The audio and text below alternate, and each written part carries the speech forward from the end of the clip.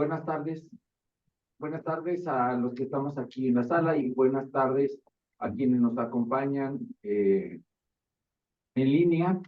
Vamos a tener hoy la presentación del doctor Alejandro Canales sobre el ascenso de la Universidad Nacional Rosario Castellanos.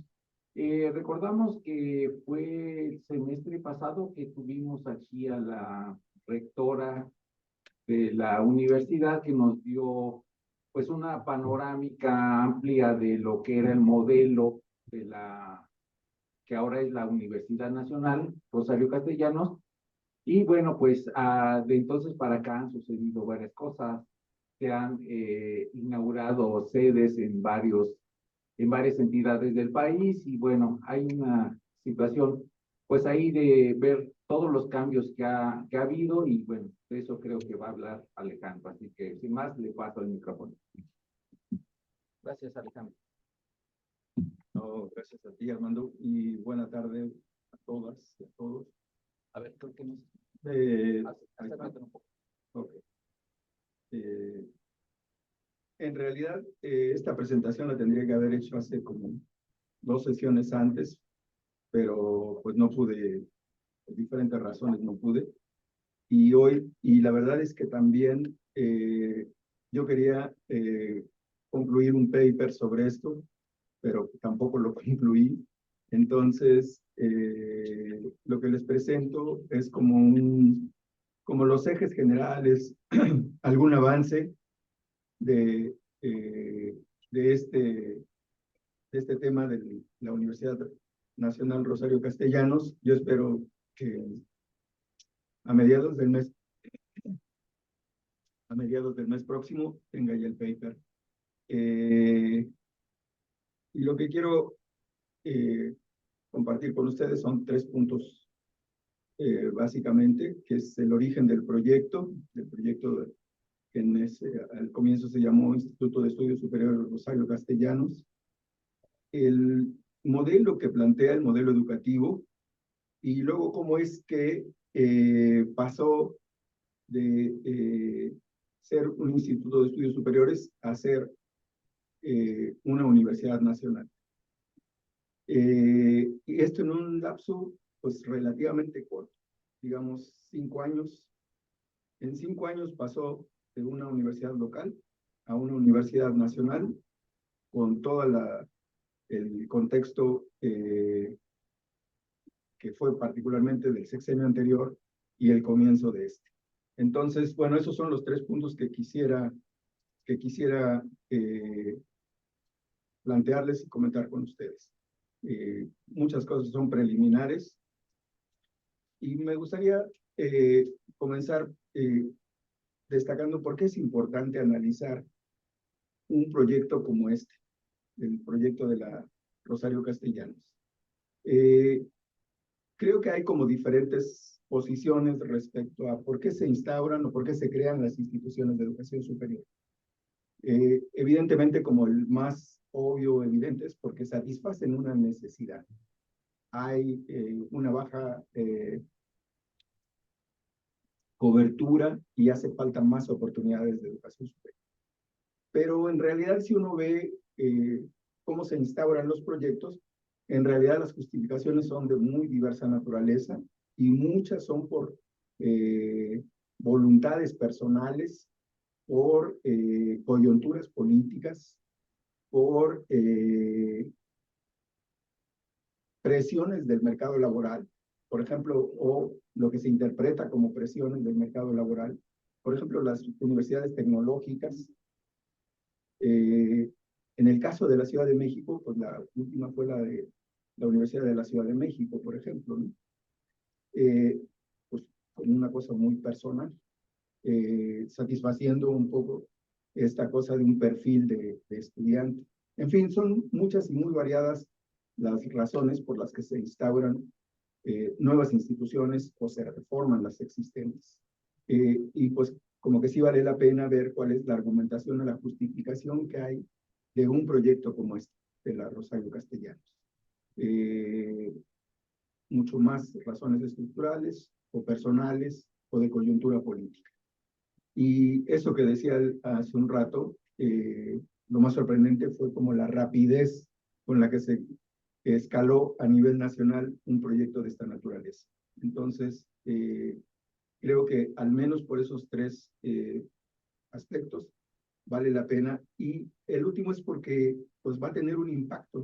No sabemos todavía exactamente de qué tamaño o cuál será en realidad el impacto que tendrá en esta universidad.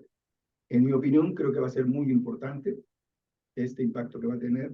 Aunque ya están calculados los números, yo creo que va a ser mucho más que eso.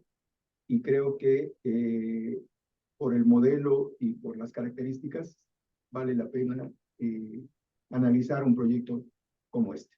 Entonces, bueno, pues eso como razones importantes de por qué analizar o ver, explorar un proyecto como este.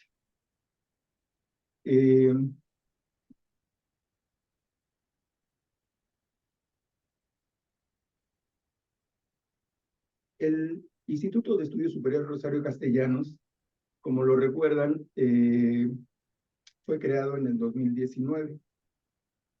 En el plan de gobierno para la Ciudad de México de Claudia, la ahora presidenta Claudia Sheinbaum Pardo, presentó en su plan de gobierno un diagnóstico de la educación en la Ciudad de México. En ese plan de gobierno, lo que hacía notar eran desigualdades entre alcaldías. Por ejemplo, decía que en la Benito Juárez, con datos del 2015, tenía un promedio de escolaridad de 13.8 grados, mientras que Milpalta alcanzaba solo 9.3 grados de promedio, y que el analfabetismo en Milpalta era del 2.9%, frente al menos de un punto porcentual de la delegación Alcaldía Miguel Hidalgo. Eso correspondía al plan de gobierno como diagnóstico del sistema educativo. ¿Qué decía sobre educación superior? Ahí en realidad no se refería ni a desigualdad, ni a cobertura, ni a nada. Decía, la matrícula de alumnos en instituciones de educación superior, modalidad escolarizada en la Ciudad de México, en el ciclo escolar 2017-2018 fue de 561,000 personas, representando el 15% de la matrícula nacional en este nivel y modalidad. El servicio se presta en 702 escuelas, de las cuales el 25% es federal, 10% autónomo y 65% es particular. Eso fue su diagnóstico de lo que era la educación superior en la Ciudad de México. Como se puede ver, ahí ni menciona ni una baja cobertura, ni desigualdad, ni nada. No precisaba mayor dato más que ese. Sin embargo, en las acciones, en su plan de gobierno, no alcanzo a ver acá, se puede mover hacia abajo. Hacia abajo.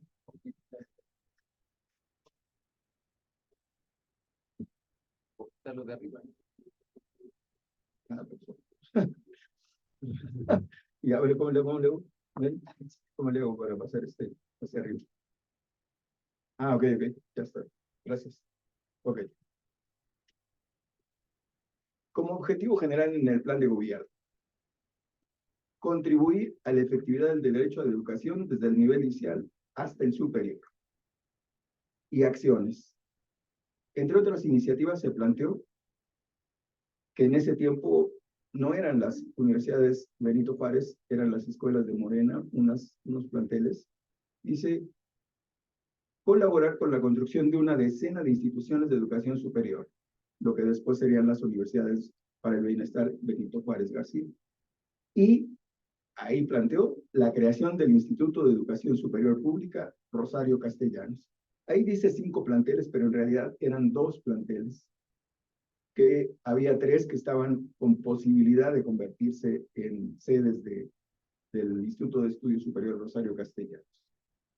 Y culminaba. El objetivo es que ningún joven que desee estudiar la universidad sea rechazado por no encontrar espacio en el sistema educativo. Esa era la justificación, la acción y la justificación que había en el plan de gobierno al inicio de la jefatura de gobierno de Claudia Sheinbaum. Y estamos hablando de principios del del año 2019. Y para el 23 de mayo ya estaba el decreto para la creación del Instituto de Estudios Superiores Rosario Castellano, el 23 de mayo del 2019. Ella tomó el cargo en 2018 al final, y quiere decir que 6 meses después de asumir el cargo, pues ya había emitido el decreto para la creación del Instituto Rosario Castellanos. El decreto dice: se crea el Instituto de Estudios Superiores de la Ciudad de México, Rosario Castellanos, como un órgano desconcentrado adscrito a la Secretaría de Educación, Ciencia y Tecnología e Innovación de la Ciudad de México, con autonomía técnica, académica y de gestión. El instituto tendrá una vocación eminentemente social y se enfocará a cubrir las necesidades educativas de nivel superior de la Ciudad de México, mediante planes y programas de estudio de calidad, innovadores y con pertinencia sociocultural. Eso era lo que decía el decreto. Aquí hay un dato importante, es lo de como órgano desconcentrado. No es un organismo descentralizado, es un órgano desconcentrado.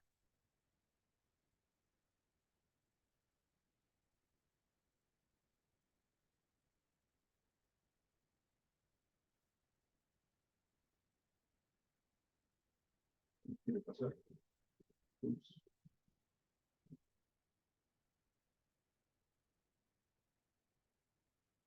En el mismo decreto estaba la forma en la que se gobernaría este Instituto de Estudios Superiores. 2 instancias básicamente, una junta de gobierno y una dirección general. La junta de gobierno, presidida por la titular de la Secretaría de Ciencia, que en ese entonces era Rosaura Ruiz, y la integrarían 13 personas más. La titular de la Dirección General de la institución como secretaria técnica, 6 funcionarios administrativos, 2 representantes del personal académico, 2 representantes de los estudiantes y 2 representantes de la SEP. Y la jefa de gobierno designaría a la titular de ese Instituto de Estudios Superiores, Rosario Castellanos. El nombramiento con una duración de 3 años y con posibilidades de prorrogarlo por otro periodo más. Eso luego también va a ser importante para el cambio de figura jurídica del instituto. Acá está las carreras que ofrecía inicialmente el Rosario Castellanos como instituto. Son 13 opciones profesionales.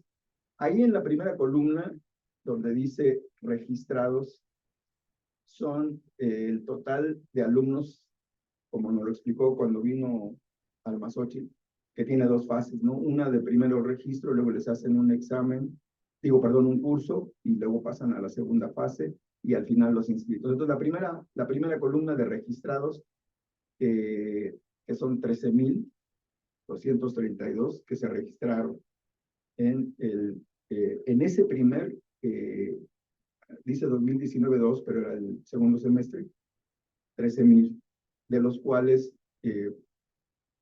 pasaron poco más de la mitad, 7,500, y al final que se inscribieron 6,000. Entonces, es la cifra inicial de matrícula del instituto. Quizá acá también vale la pena también advertir el mayor volumen de jóvenes en qué opciones profesionales. Por ejemplo, en Derecho es la que tiene el mayor, más de 3,000. O Administración y Comercio. O Relaciones Internacionales. O Contaduría. Es decir, son las opciones profesionales que han estado en general concentrando las preferencias vocacionales de los jóvenes en todo el sistema educativo. Y acá no era tampoco la excepción. Tampoco había como muchas novedades en las opciones que presentaba. Lo que aparece entre paréntesis después de la opción es si era virtual, si era presencial, o si qué institución tenía convenio en esa. Por ejemplo, ese de Administración y Comercio solamente es virtual y se sigue permaneciendo con ese carácter virtual. O la de Relaciones Internacionales, que es en convenio con la UNAM. ¿Y hay políticas? ¿La facultad de ciencias políticas? La verdad que no sé, yo creo que más bien debe ser con la de Administración, pero la verdad que no sé. Tenía con la UNAM y con el IPN. Con la UNAM, la de Relaciones Internacionales, la de Ciencias de la Comunicación y Ciencias Ambientales. Y con el Politécnico, la de Psicología, la de Turismo y la de Ingeniería y Control y Automatización. Manuel, ¿te quiere? No, ¿qué implicaba el convenio? Si implica que van profesores de la UNAM. Seguramente Roberto tiene mayor información o mayor precisión. ¿Gracias, tú? Porque sí encontré el convenio, que eso también es otro asunto, que lo firmaron al comienzo como un convenio marco, que era el famoso Red ECOS, que en un principio decían es espacio de colaboración, así como ECOS, aunque no lo especifica en el convenio, pero ahí está, y lo firmó con el IPN, la UNAM, la UPN, el CIDE, el Colmex, eran como 5 instituciones o 6. Y luego convenios específicos con cada una de estas instituciones, por eso hay un convenio específico con la UNAM, pero ese no lo encontré, entonces no nos encontré el otro, y está así como muy genérico, y aunque traté de indagar exactamente en qué se traducía eso, porque de hecho hay una entrevista con la rectora y dice es la doble titulación como, y la movilidad, pero la verdad es que yo no encontré ninguna evidencia de eso, y yo creo que es más bien solamente lo del plan de estudios. Entonces, bueno, pues ahí están. Lo que quería hacer notar era el tipo de opciones profesionales que en realidad como que las novedosas, pues sería esa licenciatura en tecnologías de la información y la comunicación, o relativamente novedosas, y la de licenciatura en ciencia de datos, un poco la de ingeniería en control y automatización, pero las demás son como opciones profesionales relativamente tradicionales que ya conocíamos y en donde se concentraban las preferencias de los jóvenes. Aunque es un volumen relativamente pequeño, de 6,000, bueno, pues sí ilustra en dónde hacia dónde se dirige.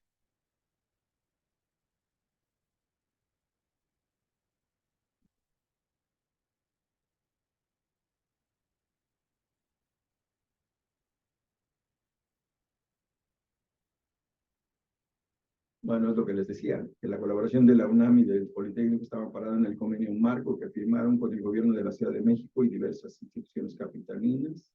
Un convenio que permitió construir la red ECOS, así dice en el convenio, una red de consulta, opinión, asesoría y análisis para auxiliar al gobierno capitalino en materia de planeación y mejoramiento de la educación media superior y superior, así como en ciencia, tecnología e innovación.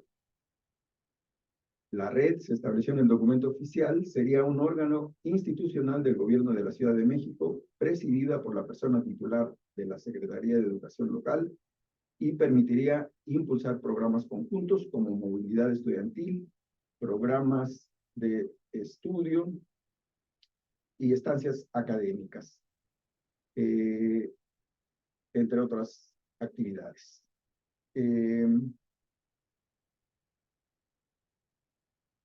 El presupuesto federal que se destina a investigación humanística y científica, desarrollo tecnológico e innovación será preferentemente a través de los programas presupuestales del ramo 38 con el propósito de considerar la administración eficaz y eficiente de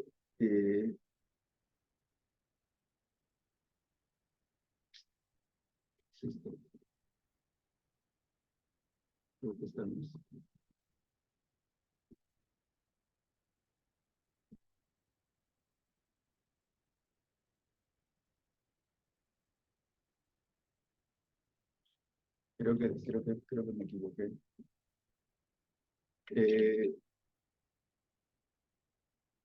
Permítanme un segundo.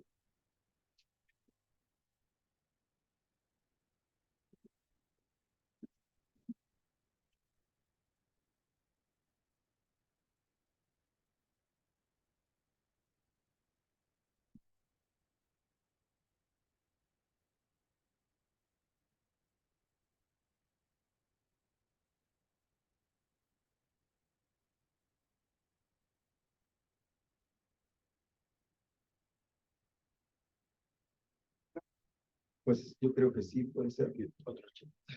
Es que puse un archivo equivocado. Disculpas. Si no mando bien, ahorita cargamos.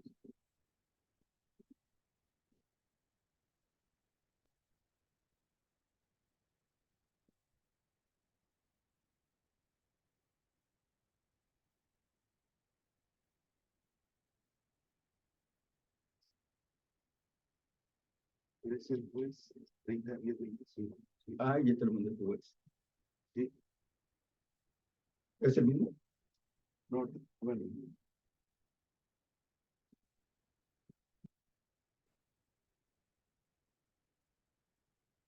No, sí, Ah, ya. este sí es.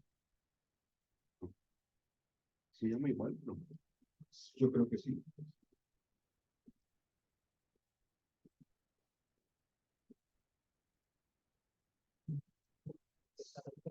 Es igual. Pero yo vi que este sí es. Bueno, si no, igual les voy comentando. Pero sí es. Acabo de reenviar. A ver si-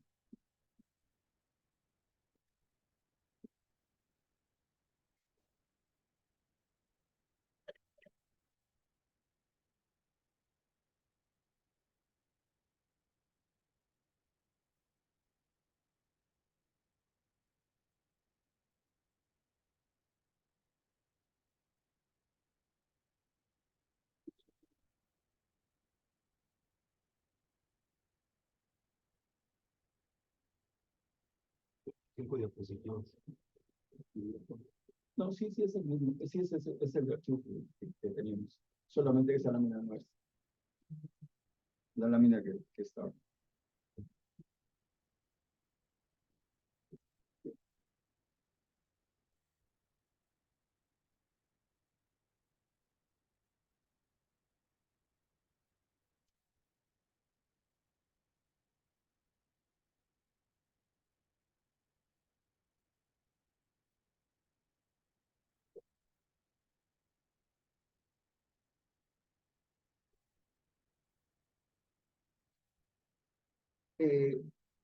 Bueno, esa era la matrícula y esa era la forma de gobierno inicial del Instituto de Estudios Superiores Rosario Castellanos. Hacia el final, en el penúltimo año de gobierno, que es cuando se pide licencia al cargo Claudia Sheinbaum Pardo, también informa de lo que logró en su gestión. Y como parte de eso, ¿qué ocurrió con el Instituto de Estudios Superiores Rosario Castellanos? Acá entonces veamos un poco las cifras de cómo quedó al final en el año 2023. Entonces, esas 13 licenciaturas, por ejemplo,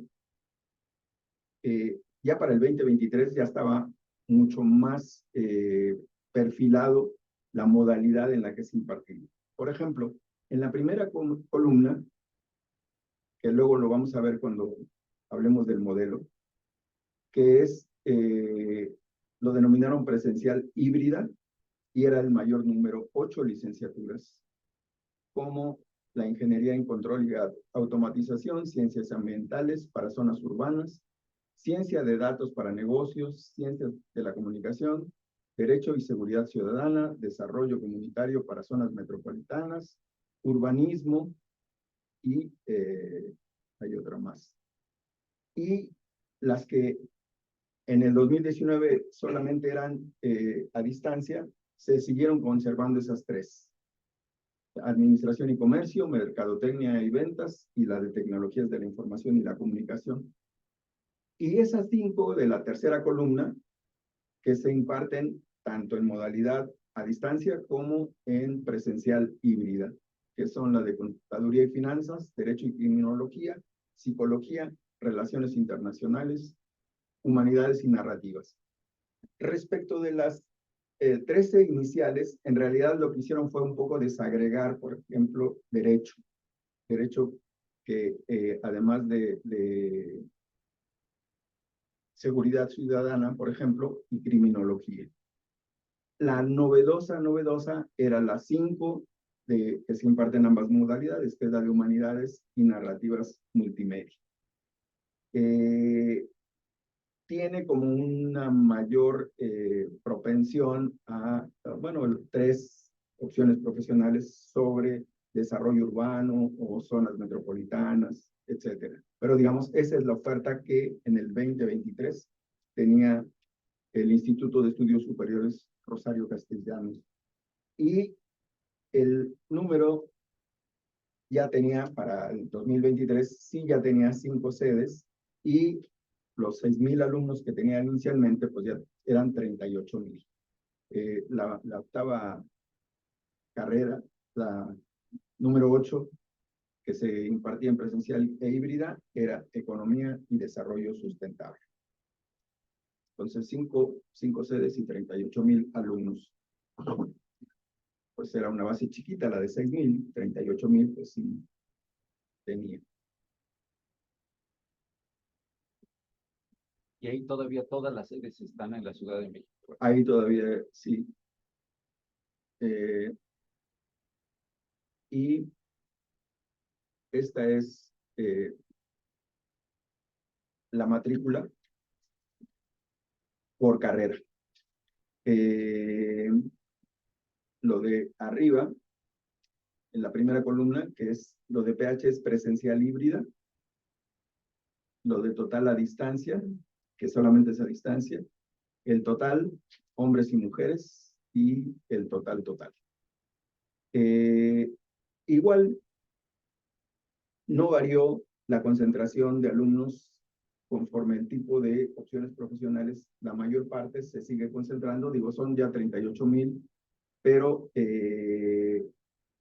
en las opciones profesionales que concentran las preferencias siguen siendo las que estaban desde el comienzo. Derecho, contaduría, administración, y seguramente porque las otras opciones se incorporaron más tardíamente, pero también porque no concentran las preferencias vocacionales de los jóvenes, creo yo. Entonces, acá lo que podemos ver, el otro dato importante es, mientras que a nivel de sistema, las mujeres tienen mayoría, pero por unos pocos puntos porcentuales, era mucho más pronunciada, o es mucho más pronunciada aquí en la Rosario Castellanos, la diferencia a favor de las mujeres. Está como en el 65% de la matrícula a favor de las mujeres y el restante para lo de los hombres. Entonces, vale la pena hacer notar esas dos, las preferencias vocacionales de los jóvenes y una mayor volumen de matrícula femenina en las opciones profesionales. Hay un detallito. De paso, Tal como dices, esa es la estadística para 2023, en 5 sedes, pero este año empezaron a instalar las subsedes o extensiones. Son 4 en instalaciones de los pilares. Entonces, como ya no podían hacer una nueva sede, porque era el fin del sexenio, para Mipalda, por ejemplo, pusieron 2 pilares, así una sede, y en otra cuáles son, porque ya tenían exceso de demanda, y para resolver el tema de que había alcaldías que estaban solicitando sedes. Pero lo de las subsedes es, pues, pensiones es interesante, pues, para agregarlo ahí. ok. Correcto.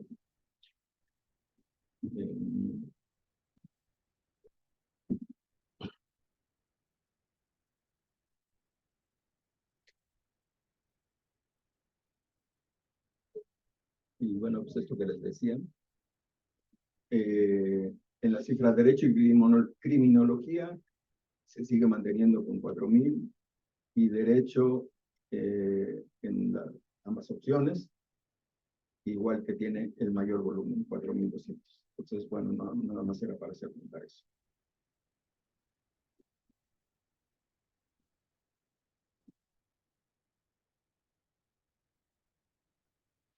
El modelo educativo del entonces Instituto de Estudios Superiores Rosario Castellanos. Cuando vino la rectora, igual nos explicó el modelo y nos dejó un documento con ese modelo muy extenso, son casi 180 páginas. Tiene una argumentación del modelo documentado, pero la verdad es que es muy complicado de entender. Bueno, al menos para mí es muy complicado de entender el modelo que sigue. Lo que hay aquí son extractos de ese modelo que está en el documento, porque le llama hibridualidad, es decir, una combinación de entre híbrido y dual. Y entonces lo que tenemos aquí son extractos de ese documento donde presenta el modelo. Que la justificación para impulsar un modelo como este, pues no dista mucho de esto que se encuentra uno con mucha frecuencia en la literatura respecto a lo vertiginoso del avance de la tecnología en las últimas 2 décadas, el impacto que ha tenido en la economía, en la cultura, en la educación, y que es imposible ya soslayar la importancia y el impacto que tiene, y que la universidad, las opciones educativas tienen que reaccionar frente a este cambio tecnológico y a este cambio cultural, ¿no? Entonces, por ejemplo, uno de los párrafos que ilustra este razonamiento. Dice, es necesario que docentes y desarrolladores educativos rompan con las ataduras de un modelo único basado en la idea de que solo es posible aprender en los contextos escolar y presencial. Los participantes en los nuevos y diversificados espacios de aprendizaje deben colaborar, reforzar y mantener la conectividad y la pertenencia a las redes mientras trabajan combinando lo digital y lo analógico, en línea y fuera de línea, la realidad y la experiencia escolar, el proceso y el producto de la universidad. Y dimensiones mundiales, sincrónicas, asincrónicas, formales e informales, el espacio de aprendizaje compartido. Es, como se puede ver, un conjunto de elementos que puede ser uno y lo otro, y lo viceversa, y lo, etcétera, etcétera.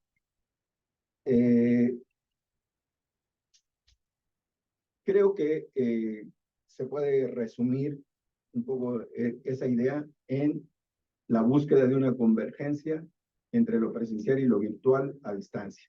Combinación de espacios, clases tradicionales y virtuales, tiempos presenciales y no presenciales, y recursos analógicos y digitales. Y una modificación de roles entre quien enseña y quien aprende, que puede el que enseñar también puede aprender, en fin, ¿no? Es, digamos, como que esa. Pero todavía hay más sobre el modelo, ¿no? Dice, son 3 diferentes enfoques los que sustentan el modelo. Los modelos combinados mixtos o mezclados. Y bueno, explica cada uno de estos enfoques, el de combinado y el de los modelos híbridos, diciendo como las bondades de cada uno de estos 2 enfoques y lo que dice la literatura respecto a estos 2 enfoques, el modelo combinado y mixto y los modelos híbridos, y señalando que son relevantes ambos, pero ambos tienen dificultades conceptuales y que son muy elásticos y que su utilidad analítica podría no ser tan provechosa para impulsar un modelo, ¿no? Y entonces, en realidad, es para plantear el de la opción C, que es el de la hibridualidad. Y pues yo estaba como muy deseoso de conocer exactamente en qué consiste la hibridualidad, y la verdad es que es muy complicado entender lo que es la hibridualidad. Y esto, igual que en el caso anterior, pues trato de poner extractos de lo que dice ese modelo, que es la individualidad. Por ejemplo, dice, una forma de considerar las actividades educativas en que se trascienden las dicotomías docente-estudiante, espacio físico, espacio virtual, espacio académico y espacio extraacadémico. Esta es otra vuelta igual un poco esta combinación de varios factores que pueden ser uno y lo opuesto, ¿no? O lo contrario. Un enfoque que resalta las particularidades de una ecología de medios. Las ecologías de los medios son fenómenos híbridos y duales en sí mismos. Trascienden la individualidad y la socialidad, los servicios institucionales y privados y los contextos formales e informales. Las ecologías de los medios abren la posibilidad de impulsar una pedagogía digital crítica que fusiona 4 contextos: escolar, presencial, real y virtual, articulando el aprendizaje en múltiples escenarios formativos donde agentes que provienen de diversos sectores coordinadamente y en corresponsabilidad se convierten en socios estratégicos para la ejecución de las acciones didáctico-curriculares en pro de la formación de talento humano, profesional, del desarrollo de competencias para y en el mundo de la vida. Bueno, eso es un poco lo que plantea lo de la individualidad. Y ese es como un esquema que trata de ilustrar lo que es el aprendizaje en la individualidad. Al centro, el entorno de aprendizaje, y luego como en círculos concéntricos, cómo se va expandiendo, ¿no? El aprendizaje en escenarios reales, el aprendizaje en el espacio escolar, el aprendizaje en otro tipo de espacios. Y luego, como pueden ver, el círculo más bien el cuadrado más amplio, que es el contexto real, el contexto virtual y el contexto escolar y el contexto presencial. Y pues es una mezcla de todos estos elementos de lo que constituye la individualidad. Este es una aproximación meramente documental, ¿no? En realidad, creo que sería importante ver exactamente cómo opera en los planteles, si es que opera un modelo como este en las sedes de los institutos. Y yo creo que es como relevante porque es el modelo que va a seguir las diferentes sedes que se van a instaurar. Entonces, por eso creo que es relevante tener presente un modelo de esta naturaleza. Entonces, este es el esquema que trata de ilustrar. Ahí está. Y hay otro esquema más. Bueno, porque además distingue entre el concepto, el aprendizaje del modelo de individualidad, el modelo educativo, el modelo pedagógico y el modelo docente de este, ¿no? Por ejemplo, el modelo educativo, bueno, tiene una narrativa de lo que constituyen generalmente lo que se proponen los modelos educativos, pero tal vez valga la pena nada más ver, por ejemplo, esas 16 directrices que sigue o se supone que sigue el modelo educativo de la individualidad. Por ejemplo, bienestar universitario. Hay páginas sobre cada uno de estas 16 directrices, ¿no? Pero uno se puede entender con lo que está anunciado el título, a qué se refiere esa directriz, ¿no? De bienestar universitario. Preocupación porque los alumnos estén satisfechos con lo que están aprendiendo, que tengan buenas condiciones, etcétera, etcétera, ¿no? 2, calidad del aprendizaje y ejercicio docente. 3, calidad educativa. 4, cobertura, oferta profesional y eficiencia. 5, currículum. En fin, son 16 directrices que sustentarían ese modelo educativo de la individualidad. Y este es el diseño pedagógico, que es igual, relativamente similar al anterior, que en el centro es ese de la individualidad, y como otra vuelta en el círculo más externo, lo del contexto virtual, el contexto real, el presencial y el contexto escolar, ¿no? Y hay una explicación sobre cada uno de esos rubros del componente pedagógico de la individualidad, ¿no? El prototípico, el escenario de actividad interprofesional, el organizador cognitivo del aprendizaje, tareas auténticas, etcétera, etcétera. Ese es, digamos, como su modelo diseño pedagógico de la individualidad. Y esto es lo que les decía que no solamente era el modelo educativo, el diseño pedagógico, sino también el papel docente o el de la actividad docente, ¿no? Que como pueden ver en las flechas que están abajo, pues apuntan en todas direcciones, vinculadas entre sí. El diseño de aprendizaje, el diseño pedagógico, el diseño tecnológico, diseño comunicacional, editorial, virtual, en fin, que eso es lo que ilustra lo que se esperaría de la actividad o el trabajo docente. Un trabajo que combina diferentes escenarios y diferentes componentes.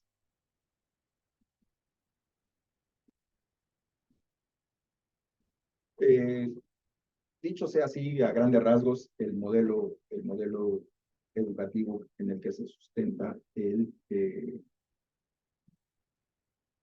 Instituto de Estudios Superiores Rosario Castellano, bueno, en el que se sustentaba porque ahora ya es universidad. Ahora, ¿qué pasó entonces después del 2023 cuando se pide licencia para separarse del cargo?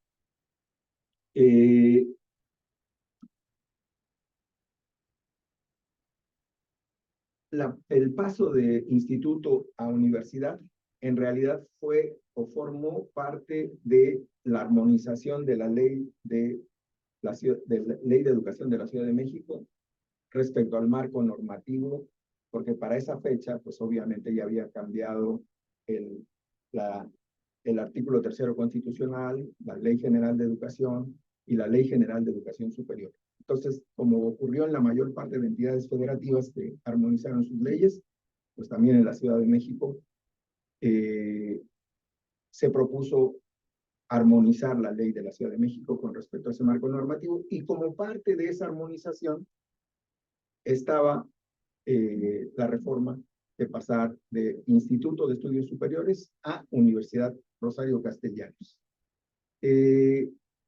Noten también lo de las fechas.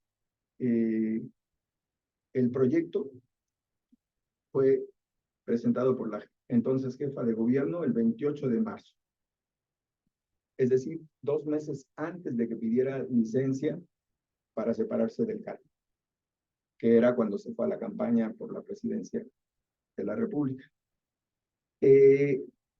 Yo estaba tratando de encontrar cuál era acá también la justificación para, dentro de ese marco de reforma a la ley de educación de la Ciudad de México, cuál fue la argumentación para pasar de instituto a universidad. Y en realidad lo que tiene es eso que ven en el tercer párrafo. Dice, uno de los propósitos para constituirla como universidad pública, un organismo público descentralizado, ya no órgano desconcentrado, con personalidad jurídica y patrimonio propio, fue que las personas docentes cuenten con un sistema de escalafón y tengan sus propias comisiones dictaminadoras como cualquier institución de educación superior. Eso es lo que aparece en el dictamen, en la iniciativa que dictaminó la Comisión de Educación del Congreso de la Ciudad de México. Es decir, no era como, pues porque imparte tal número de licenciaturas o tiene tantas sedes, sino en realidad era esta. Bueno, ese fue el argumento que pusieron en la iniciativa. El tema de los profesores. También tiene esta diferencia que es, que era lo relevante como el instituto que era órgano desconcentrado y si ahora es organismo descentralizado, el tipo de características que debe cumplir un organismo descentralizado, que están ahí en el último párrafo, que es lo de personalidad jurídica, patrimonio propio y fuente de recursos para integrarse, precisión en su objeto, ser un órgano de gobierno, forma de nombrar a su titular y sus funciones, y que fuera creado por decreto o ley, y que no tenía ningún problema con este tipo de componentes para ser un organismo descentralizado, entonces pues, no tuvo ningún problema.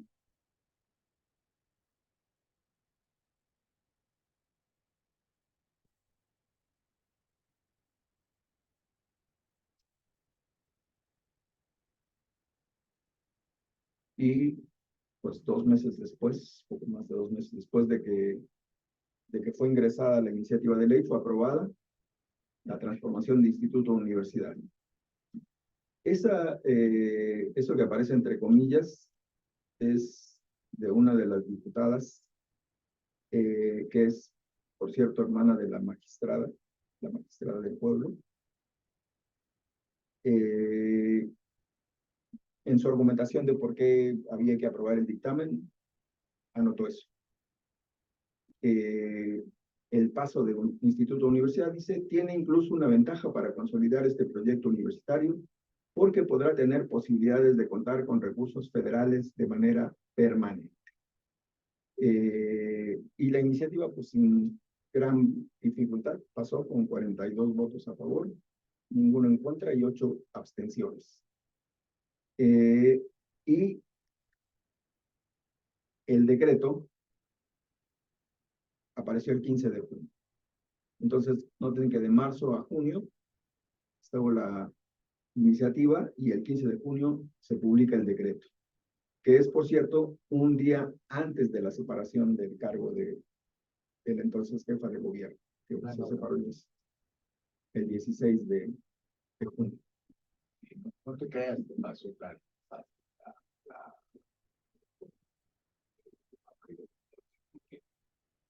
Hubo mucho jaloneo en torno a los temas. Uno era el que desaparecían varios de los programas de beca en la nueva ley de educación, ¿no? Los de becas, los de ACLO, por ejemplo, y otros. Eran 3 o 4 que desaparecían y desaparecieron. Y el segundo problema es que desaparecía el seguro médico para los estudiantes de básica. Entonces, eso sí, no tiene que ver con la universidad para nada, pero ese fue el objeto de la disputa y por eso ves ahí las abstenciones. Algo se pudo componer, aunque ya no tienen seguro médico los estudiantes como tal, incluso ahí que tendrán acceso a la salud pública, por ejemplo, lo que era.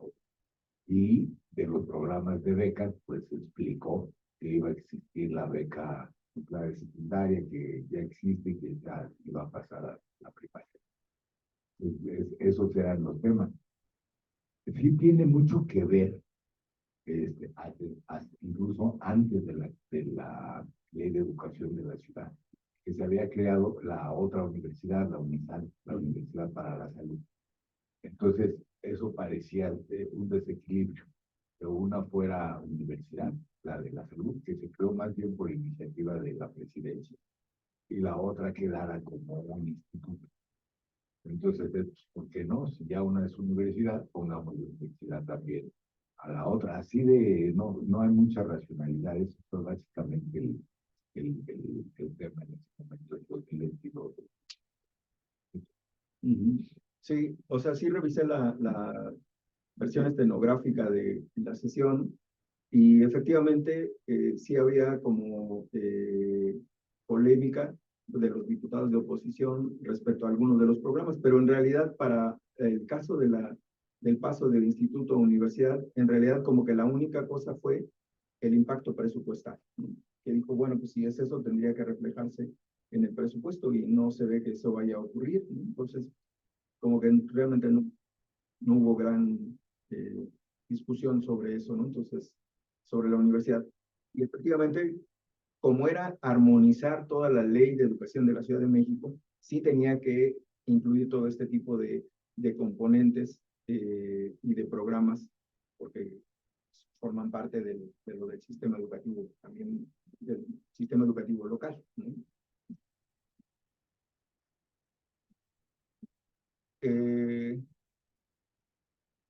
Entonces estamos hablando de cuando pasa a ser universidad local, de instituto a universidad. Y luego, ¿qué es lo que pasa cuando pasa de universidad local a universidad nacional? Que sería como el tercer elemento, ¿no? Y pues hay como diferentes componentes o elementos que explicarían Una, pues fue la velocidad con la que se aprobó su paso de instituto a universidad. Pero lo otro que es muy importante es como el contexto nacional o de administración, porque para esa fecha, y estamos hablando ya del 24, eh, eh, cuando una vez que se realizan las elecciones y resulta triunfadora Claudia Sheinbaum, y además presenta a los que formarán una primera tanda de quienes serán parte de su gabinete, y anuncia que creará una nueva secretaría, que es la Secretaría de Ciencia, Humanidades, Tecnología e Innovación, y que sustituirá al CONACYT, y que además esa nueva secretaría estará a cargo de Rosaura Ruiz, quien había sido su secretaria de Educación en el gobierno local. Y en esa fecha, que sería el periodo de transición de cuando se celebran las elecciones a cuando toma posesión, también hay como una serie de anuncios de lo que se va a hacer. Y entre otras, ahí es cuando anuncia que aunque todavía no asumían el cargo, que es cuando anuncia que se propone llevar a escala nacional la Universidad de la Salud y la Universidad Rosario Castellanos, que fue en el periodo de transición cuando lo hizo. Y, Dice ahí que ya es diciembre. ¿perdón? No dice ahí que ya es diciembre, ya siendo presidente. No. En el quinto punto. Ah, bueno, es que ese es el otro componente. Ah, O sea, es que está como en orden progresivo. Lo primero fue lo de anunciar que se convertía en secretaría. Y entonces, bueno, ahí es cuando anuncia que se va a llevar a efecto. No lo puede hacer porque en realidad hasta que se hace la reforma a la ley orgánica y se emite el decreto, porque en realidad no firmó como secretaria sino hasta el 1 de enero. Todavía en diciembre era CONACYT, ¿no? Y cuando se hace la reforma de la ley orgánica, que eso fue en noviembre, ahí, que es la manera en la que se modifica la estructura de la administración pública federal en la ley orgánica, y se le atribuyen funciones o se le restan o se le suman a las diferentes dependencias, y ahí fue cuando se le atribuyó a la nueva secretaría la responsabilidad de administrar tanto la Universidad de la Salud como la Rosario Castellanos. Y esto que decía Manuel, lo del quinto punto, efectivamente lo firma ahí en diciembre, pero en realidad no se hace efectivo sino hasta enero de, del 2025. Oye.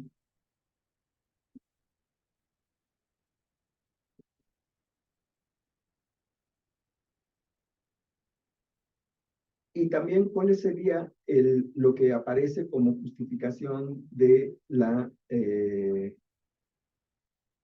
de por qué instaurar o convertir o escalar a nivel nacional la Rosario Castellanos.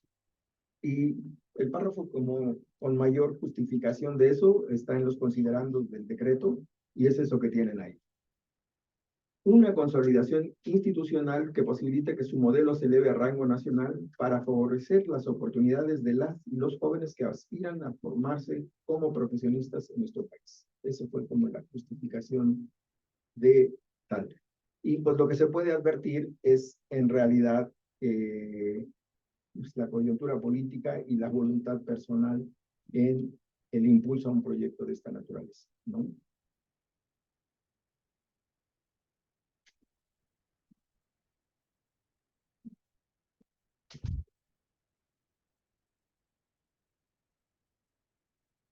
¿Qué es lo que se prevé que puede alcanzar la Rosario Castellanos, la nacional? Estos son los cálculos preliminares de lo que podría tener la universidad. Estas son declaraciones de Mario Delgado, el secretario de Educación, que dijo que se preveía 30 nuevas sedes y cada una con alrededor de entre 3,000 y 7,000 alumnos. Un promedio de 5,000. Y entonces, él, según lo anunció, calculaba que llegaría a 150,000 nuevos lugares, y esos se sumarían a los que tiene la Ciudad de México, y calculaba él que llegaría a alrededor de 206,000. Que eso representaría pues alrededor de un 5% de la matrícula total, ¿no? ¿Cuáles son los números más recientes de la Rosario Castellanos? Según el último informe, el primer informe de la presidenta, que es al corte a 30 de junio de este año, su matrícula es de 57,441 estudiantes de licenciatura y posgrado. Y ya dice que cuenta con 36 programas de licenciatura y 15 programas de posgrado. Y tiene 1,302 profesores, la mayoría de licenciatura. Y a la fecha, más bien a lo largo del periodo, dice que tiene ya 7,308 egresados. Esas son las cifras que tiene, las más recientes de la Rosario Castellanos. ¿Cuántos egresados? 7,300. 7,308 de egresados. Y esto que ya comenzó, bueno, de hecho, el gobernador de Chiapas, casi desde que anunciaron que iban a llevar a escala nacional el modelo de la Rosario Castellanos, él dijo, pues aquí primero, luego, aquí hay un terreno, y que es el primero que se hizo, el de Comitán. El más en Chiapas. simbólico, ¿no? Simbólico por el nombre. Seguramente por eso. Ahí nació Rosario Castellanos. Sí, entonces está ese de Chiapas, el de Tijuana, y el del Estado de México, y el del Estado de México, el de Naucalpan y Chalco. Chalco es el que inauguró hace 2 semanas la presidenta. Y que también están previendo la de San Luis Potosí, Tlaxcala y Yucatán. Y como lo han anunciado tanto el secretario como la secretaria de Ciencia y secretario de Educación, pues prevén que van a tener al menos una unidad académica en cada entidad federativa. También traté de buscar cuál era el tipo de convenios que firmaba entre el gobierno de la Ciudad de México y los gobiernos estatales, pero la verdad es que no lo logré encontrar. No encontré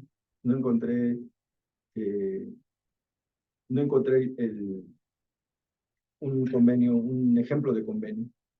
Entonces, tengo la impresión de que es como relativamente similar, aunque no estaría muy seguro, que con las Benito Juárez. Es decir, el gobierno estatal dona el predio o busca el predio. Por cierto, no sé si recuerden, pero hace como 2 meses, la gobernadora de Campeche, un poco con su peculiar estilo de gobierno, decía que ya tenía el terreno y que era uno de los terrenos de Alito Moreno, y entonces se prestó a un conflicto, conflicto entre ellos. Entonces, no sé exactamente a qué compromete el convenio al gobierno estatal, más allá de lo del terreno, si también es en términos financieros o no sé, pero creo que eso también sería importante precisarlo. El tipo de convenios con las entidades federativas, ¿no? Para la instauración de los planteles de la Rosario Castellanos. ¿Qué presupuesto tiene? Bueno, más la instalación y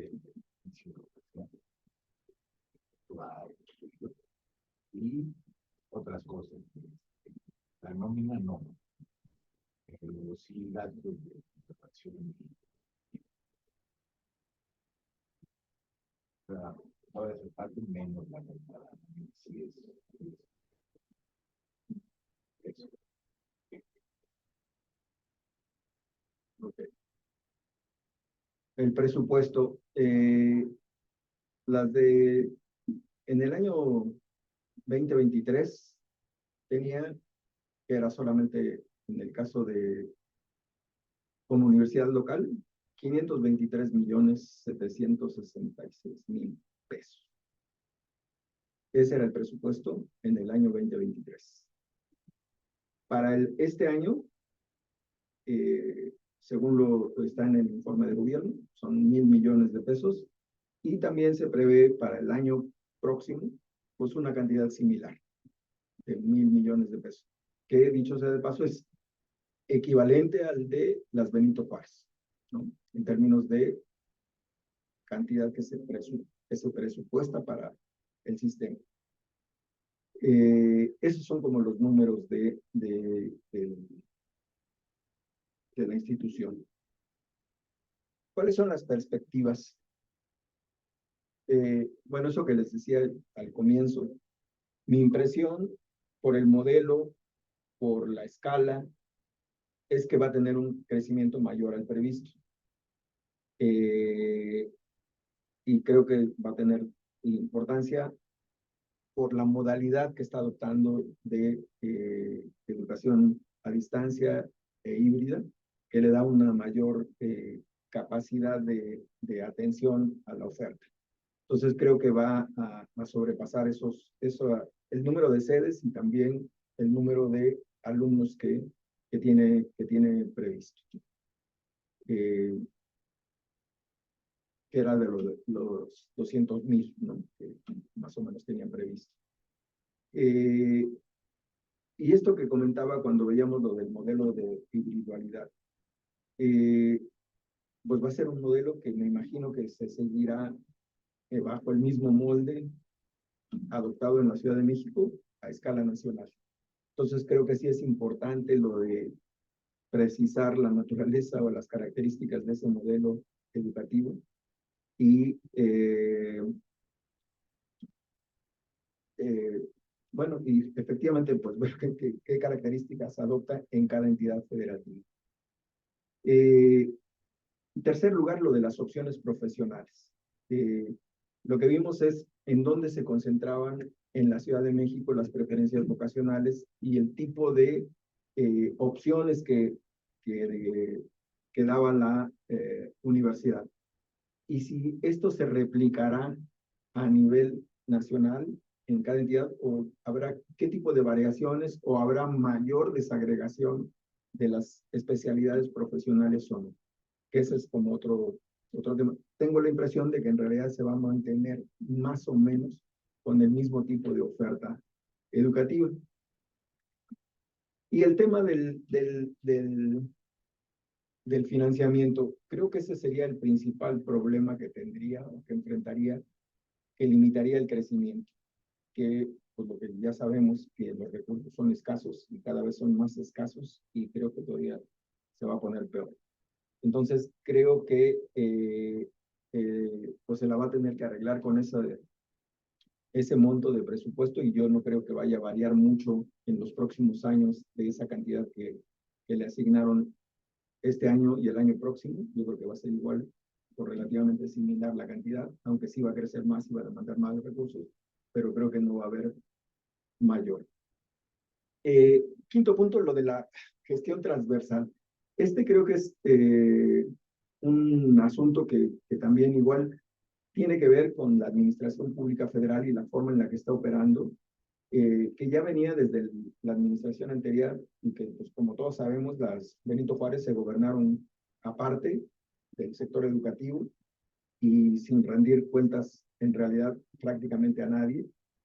En este caso, la Rosario Castellanos, pues una de las principales preguntas al inicio, cuando se presentó el proyecto, es ¿por qué está en la Secretaría de Ciencia y no está en la Secretaría de Educación? Y la respuesta generalmente que han dicho los funcionarios es pues, que ahora aquí en esta administración es una gestión transversal, es decir, que pueden participar diferentes secretarios. Algo que sí me llamó la atención es que en el informe de gobierno, lo concerniente a las Rosario Castellanos no está en el apartado de ciencia, sino está en el apartado de educación, ¿no? que es, entonces tengo la impresión de que sí puede tener eso una especie de conflicto entre funcionarios o de ámbitos de responsabilidad y competencia que puede llevarse o manejarse con relativa flexibilidad, pero tengo la impresión de que sí tiene un tema ahí de gestión administrativa importante, en donde radicar un proyecto de esta naturaleza y la justificación que tiene. Y yo creo que el ejemplo más ilustrativo de esto pues, fue lo que ocurrió con las Benito Juárez, ¿no? De ser casi como un organismo aparte de cualquier tipo de estructura administrativa. Creo que no es el caso de la Rosario Castellanos, pero sí llama la atención que no sea en el ámbito educativo donde esté un proyecto de esta naturaleza. El otro tema que ya aquí en la Ciudad de México era un asunto a considerar, sobre todo por eso que en el decreto inicial del 2019, la justificación para crear lo que era lo de darle mayor certidumbre laboral a los profesores, la proporción de alumnos por profesor. Y está en una proporción alta. Claro, acá tiene que haber otra vuelta el modelo educativo, que si es solamente presencial, pues tiene un cierto tipo de proporción alumno-profesor, y si es combina ambas modalidades, tiene. Pero de todas maneras es una proporción relativamente alta, casi de 45 o 50 alumnos por profesor. Entonces creo que eso también va a ser un tema. Y por último, lo de lo que pues parece inevitable, lo de la comparación con otros modelos educativos. Actualmente las Benito Juárez, pues ya según, es que es como complicado saber con precisión, pero tienen más de 200 sedes el programa, y tiene 70,000. Oh, espérame ahí. Es que en el informe, el primer informe de presidencia, dice se han atendido 85,000 estudiantes. Exacto. Pero se han atendido eso en toda su vida. Realmente, por lo que cuentan, es en torno a 40,000, 43,000. Lo que pasa es que como no informan a nadie. Claro, sí, pues son cifras completamente discrecionales, pero bueno, que es como también inevitable la comparación con otros tipos de modelos, ¿no? El más cercano, pues es las Benito Juárez, pero evidentemente también hay otros subsectores con los cuales se podría comparar, ¿no? el caso. Bueno, pues eso es lo que yo les quería comentar. Y pues, ahí está.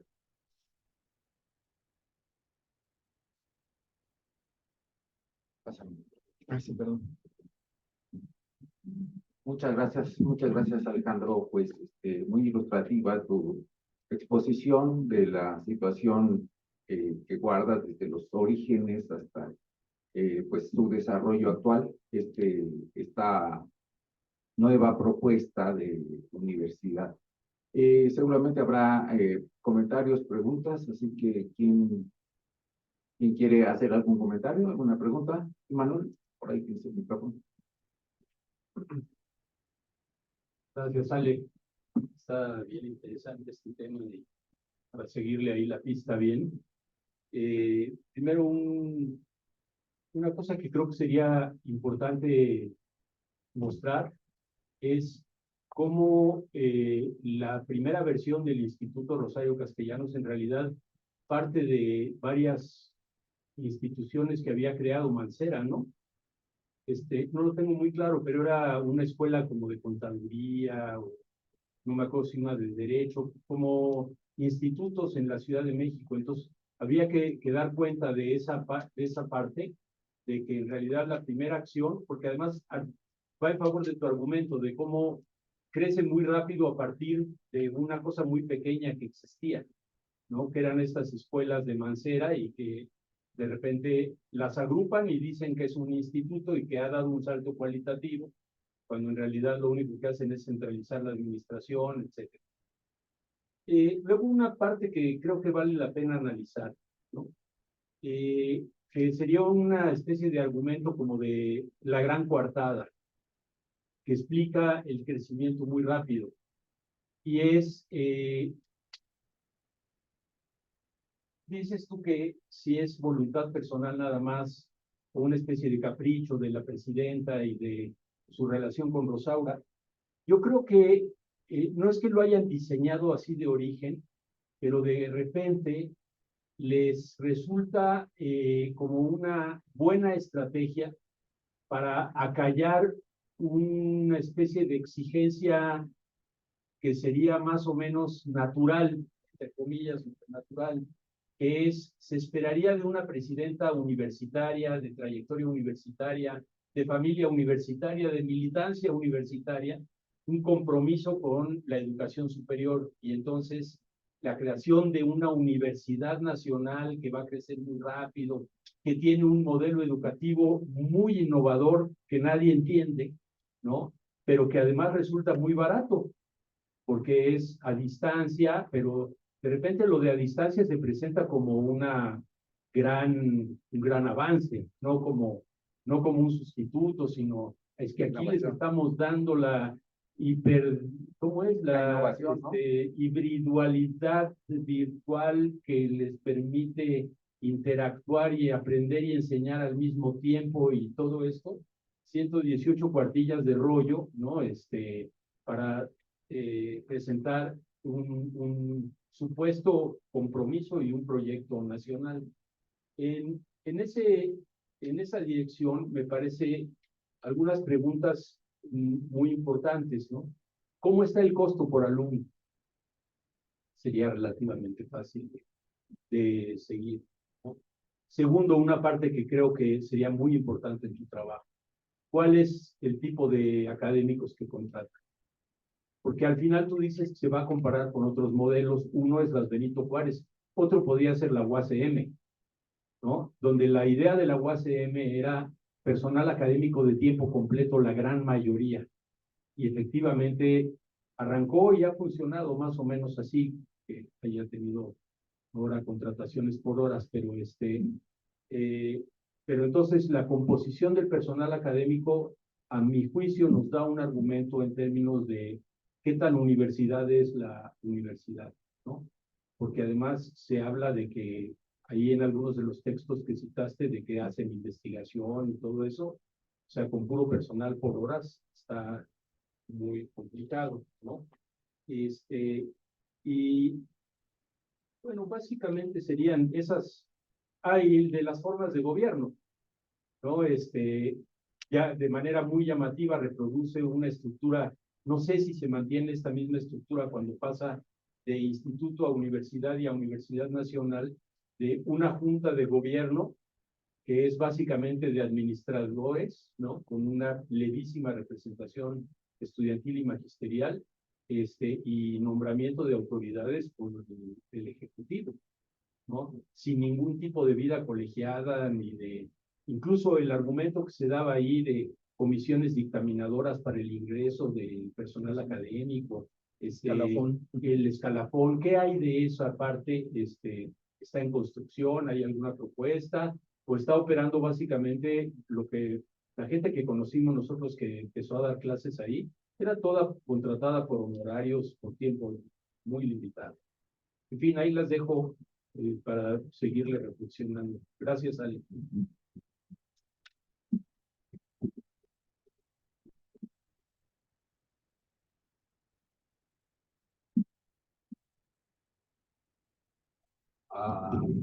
Como opinión de la Rosario Castellanos, sí creo que vale la pena resaltar tres aspectos, ¿no? Número uno, que a diferencia casi radical de las universidades del bienestar, han tenido el enfoque de ir a la demanda en dos sentidos, ¿no? A donde hay más demanda territorial. Aunque el rollo sea hacia las territorios, poblaciones más restrictivos, no, en realidad están yendo a donde está la demanda. Como es el caso del área conurbada, ¿no? Alpan, Chalco, y van a poner una tercera, con Tijuana. Ese me parece que es un enfoque importante, pero el segundo también tomar en cuenta las preferencias vocacionales y no sobredeterminar, ¿no? Se oferta para contabilidad, para psicología, para derecho, porque saben que ahí están esas preferencias combinadas con algunas, digamos, nuevas profesiones distintas. Creo que un poco ese ha sido el éxito inicial de la Rosario y por eso tienen la matrícula que tienen. Fue muy evidente el caso, por ejemplo, de todo lo que tiene la ciencia de datos. Estos fueron el Politécnico los primeros que la sacaron y están trabajando además con el Politécnico en esa carrera que es una de las más demandadas. Que tomó la decisión, y eso también creo que hay que adelantar, de que en lo sucesivo, lo que era la Universidad de la Salud, ahora será una especie de campus, área o a ver qué, la Rosario. Eso todavía no se pone en práctica, pero ya está causando, digamos, tema. En el caso de los de Veracruz, lo que quieren es una universidad de la salud del gobierno de Veracruz. Pero ya la idea sería que fuera una Rosario Castellanos por unas carreras las que impartían en la Universidad de la Salud, y eso todavía está pues en plática. Pues, ¿no? La idea de ya quitar la Universidad de la Salud es por lo que pasó en la Ciudad de México. En realidad el gran problema de la Universidad de la Salud fue en donde la pusieron, porque era donde construyeron el teleférico se llama así, el teleférico que va. El cablebús. Cablebús. El cablebús, perdón, exactamente, ¿no? Que va del poniente hacia Orlando, ¿no? Y eso hizo que la mayoría del tiempo fuera problemático dar clases o todos los resultados de la Universidad de la Salud son muy escasos, pero bueno, pues por la empalmamos en la Rosario y a ver qué pasa. Pero no era más un asunto de presupuesto, porque evidentemente la infraestructura, las características, es altamente, es más complicado satisfacer una demanda en esta área que en las otras, porque efectivamente, eso la verdad que no lo comenté, pero cuando anuncia que quiere escalar, dice de las dos, ¿no? Y después ya al final dice, no, dice que a lo mejor va a ser un área de la Rosario Castellanos Salud, ¿no? Pero ya no como universidad. Y yo pensé que en realidad tenía que ver más con un tema de presupuesto, más que de instalaciones. Son las dos cosas, ¿eh? Y luego también los campos clínicos, ¿no? Y también los consumimos. Es problemático. Tal vez fue una buena idea la Universidad de la Salud, pero no jaló, pues, no jaló. Y lo otro era sobre el tema de laboral. Estos son básicamente todos profesores de asignatura, pero con mucha diferencia de los de la país. Estos son como profesores de asignatura con prescripción. Las aplicaciones de ley, incluyendo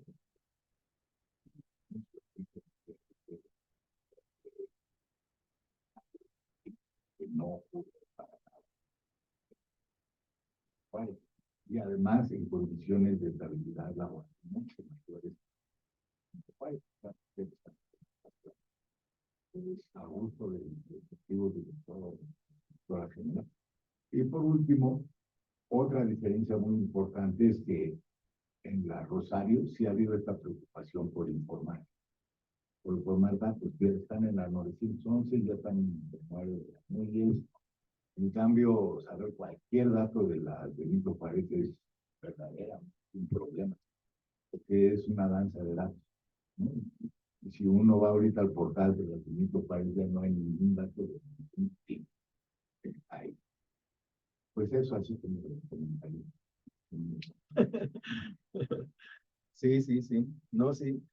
Yo recuerdo que el tema más bien, muy pocos escándalos mediáticos respecto a la Rosario Castellanos. Y el único que salió fue justo el de profesores inconformes porque no les habían pagado, no sé si se había detenido su pago o tenían adeudos. Y ese fue como el único escándalo mediático, pero que además al poco tiempo, y esto debió haber sido como en el 22 o 23, en el año 22 o 23, la entonces jefa de gobierno dijo que se crearía la nómina educativa, justamente para atender el tema de los profesores de esta universidad. No sé si en términos de la gestión administrativa de esto, pues ya como quedó saldado, ya no hubo, pero ya no hubo mayor complicación. Sí lo hubo, y yo creo que por eso yo decía que era un tema presupuestal con los de la Universidad de la Salud, que esos con bastante, bueno, no con mucha frecuencia, pero fueron varias ocasiones en las que se manifestaron públicamente por la falta de recursos, en el caso de la Universidad de la Salud, ¿no? Entonces, en mi opinión, era mucho más un tema presupuestal que demandaba mayor número de recursos, crear Universidad de la Salud a escala nacional, y pues ya por eso dijeron, ¿no? Entonces, pues eso, ¿no? Está bien. Muchas gracias. ¿Alguien de quienes nos siguen en línea tiene alguna pregunta o comentario? Linda, adelante. A ver, yo tengo un montón de dudas.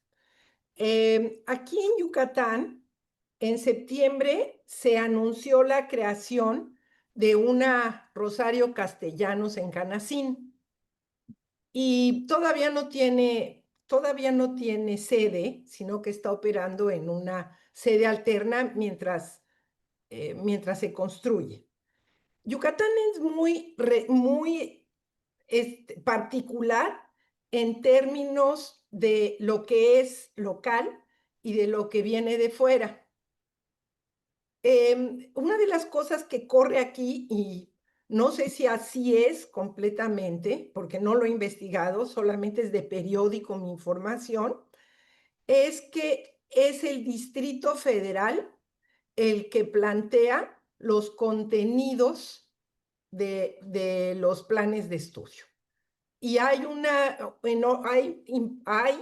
opiniones en las que se dice que de alguna manera es colonización del Distrito Federal hacia Yucatán.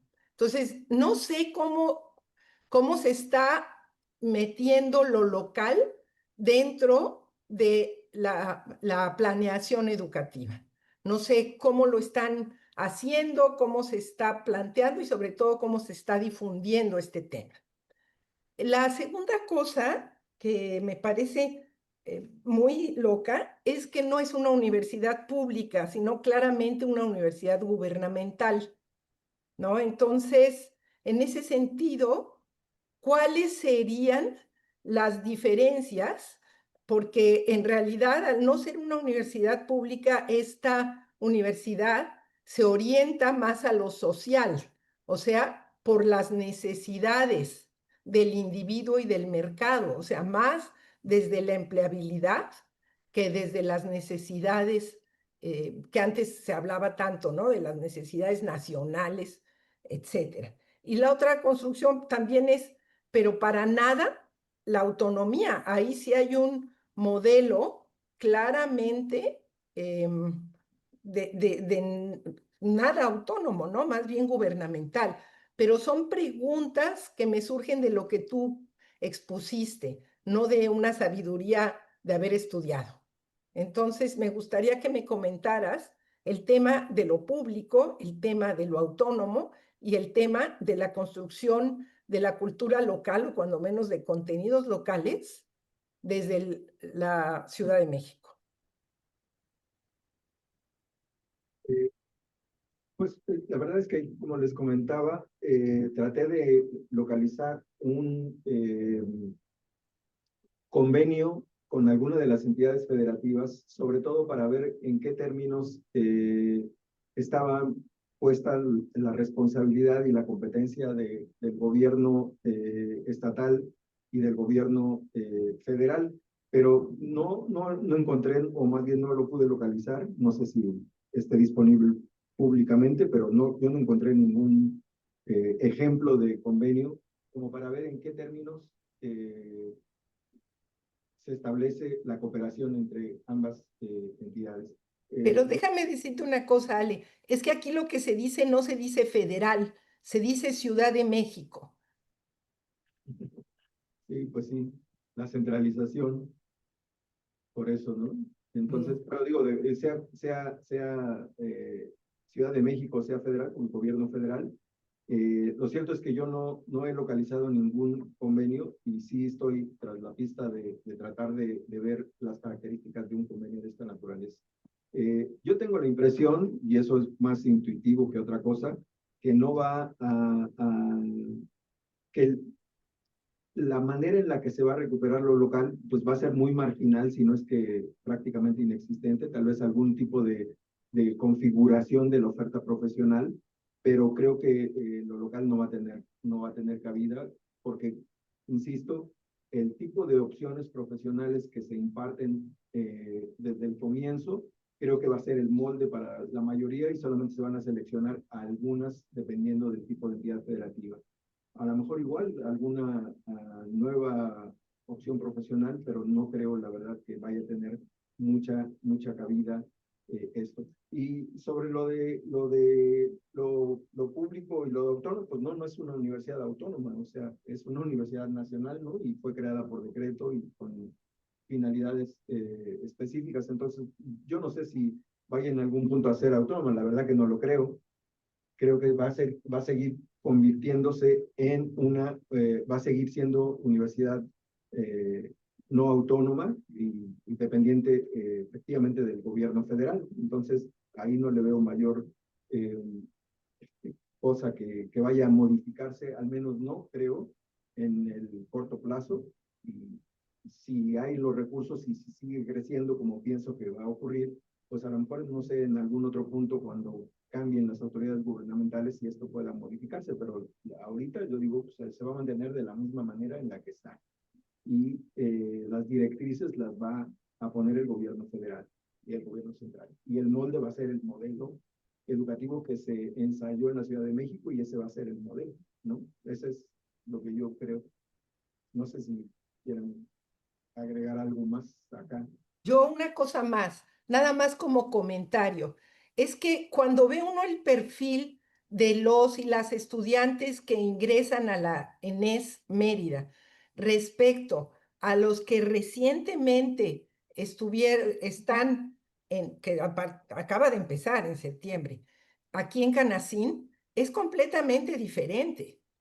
O sea, entran a la UNAM los que no pudieron entrar a la UADY.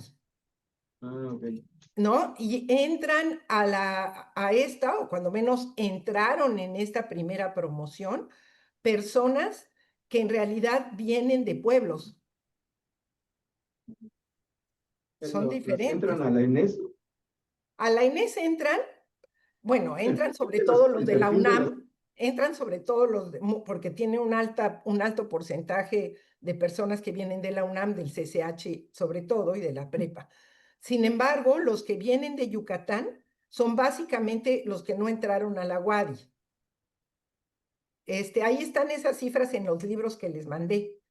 Y en cambio, los que entraron a esta primera promoción son los cercanos al área de Canacín y de otro que se llama Unucmá. Sí, son locales, okay. ¿no? Entonces sí, como que hay una diferencia en el significado que les están atribuyendo a las dos universidades.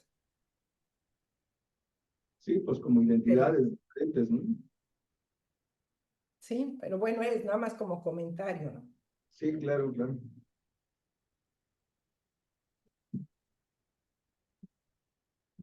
Gracias, Linda. Yo también tengo una conocida que la nombraron directora general de la sede de Tlaxcala y también pues le dijeron que tenía que comenzar los cursos creo que en septiembre y pues todavía apenas tienen el terreno, entonces pues buscaron ahí algún lugar donde pues más o menos poder iniciar las actividades. Y está previsto que van a construir un... Sí, ya tiene el terreno y bueno, pues ya tiene que les van a hacer ahí un edificio, pero había que empezar ya las actividades en septiembre. Oye, Ale, con los datos que diste, que entiendo que no es exacto, porque diste el presupuesto para 2026 de 1,050 millones de pesos, ¿no? Y el número de estudiantes al corte de 2025, 57,441 estudiantes. Eso da como unos 18,000 pesos de costo por alumno. Y es bajísimo, realmente.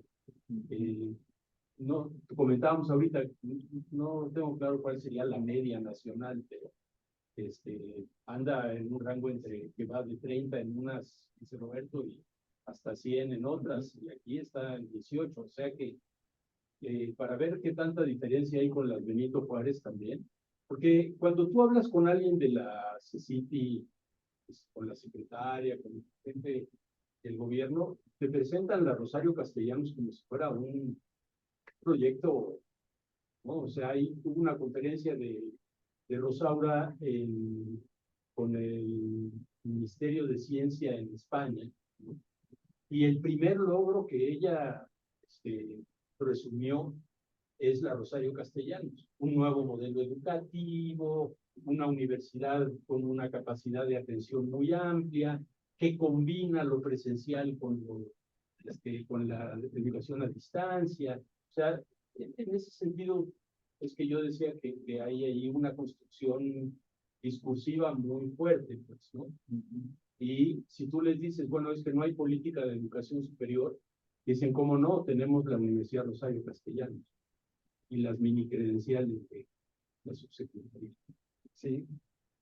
Bueno, eso, yo creo que eso también, no sé si eso vaya a ser un tema para la Rosario Castellanos, pero si recuerdan también cuando nos presentó su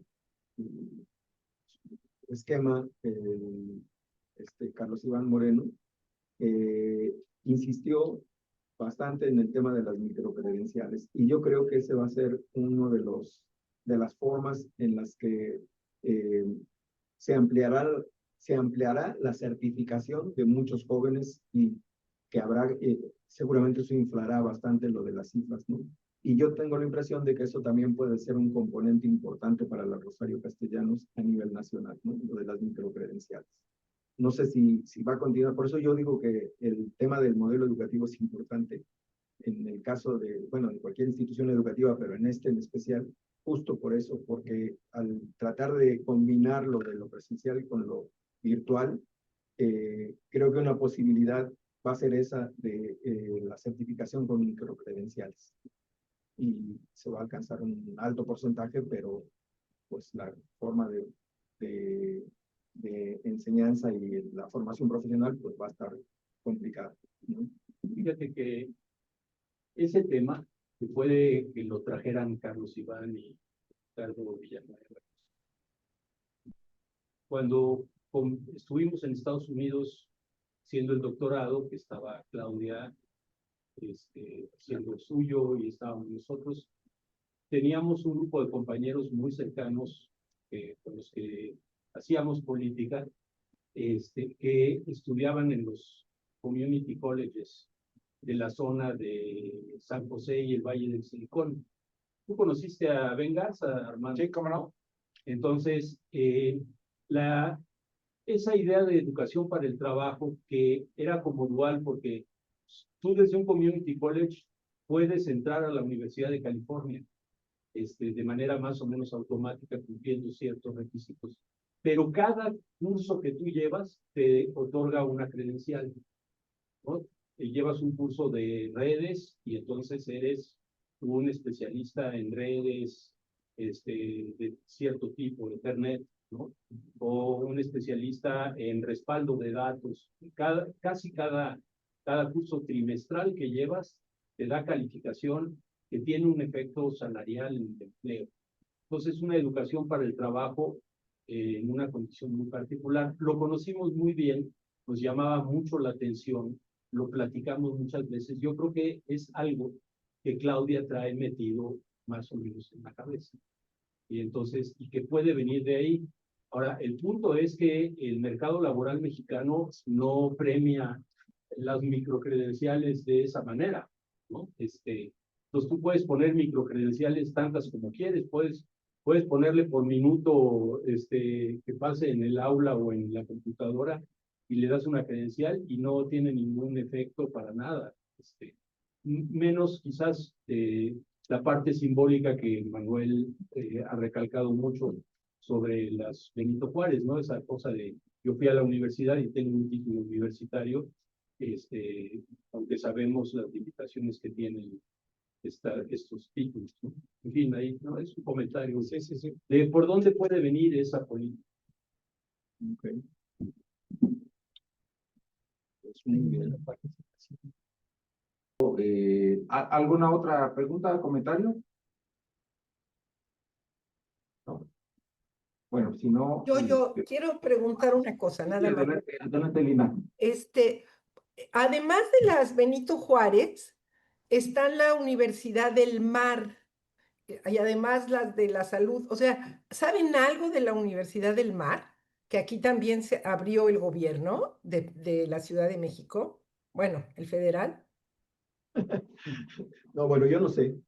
Yo no tengo conocimiento. Es que aquí la construcción de universidades está fuertísima. Está la Ibero viniéndose, está el TEC, están un montón de nuevas universidades, ya está la Anáhuac, y además la del Mar, la Benito Juárez, la de la Salud y la Rosario Castellano. ¿No? Entonces, sí hay un boom y sí está afectando a la ENES muchísimo. Si hay oferta, hay demanda. Pues no la demanda no la sé. La de la ENES es muy baja y parece ser que la de la Rosario Castellanos fue más fuerte de la que se esperaba. Pero en la del Mar hay 3. Y así, o sea, no sé. Me parece que están La exagerando. Universidad del Mar viene de tiempo atrás y tiene... No, fíjate que es una nueva. Es una nueva. Está la que está en progreso y aquí hay otra nueva que construyeron un poco más allá, y es otra universidad. Sí, no, es de la Secretaría de... Sí, porque la SER estaba en Oaxaca, ¿no? Sí, porque había una Universidad del Mar en Oaxaca y esas son las UPEAs. No, aquí había ya una en progreso.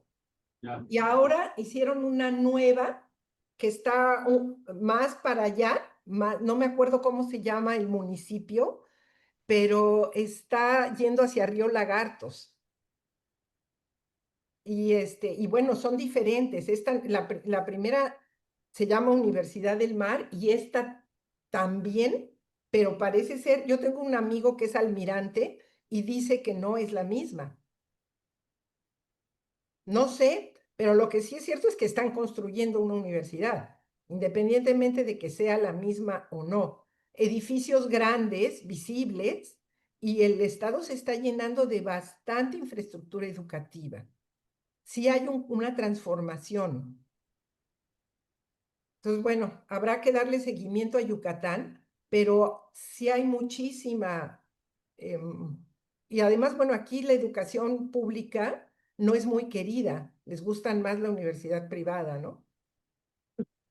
Entonces, bueno, a ver. Muy bien. Bien. Gracias, Linda, por la información y también porque nos mandaste los libros. De nada. Bueno, entonces, estamos por terminada la sesión. Muchas gracias, Alejandro. Muchas gracias por la participación de quienes hicieron preguntas, comentarios y que también, pues, estuvieron atentos a esta sesión. Muchas gracias.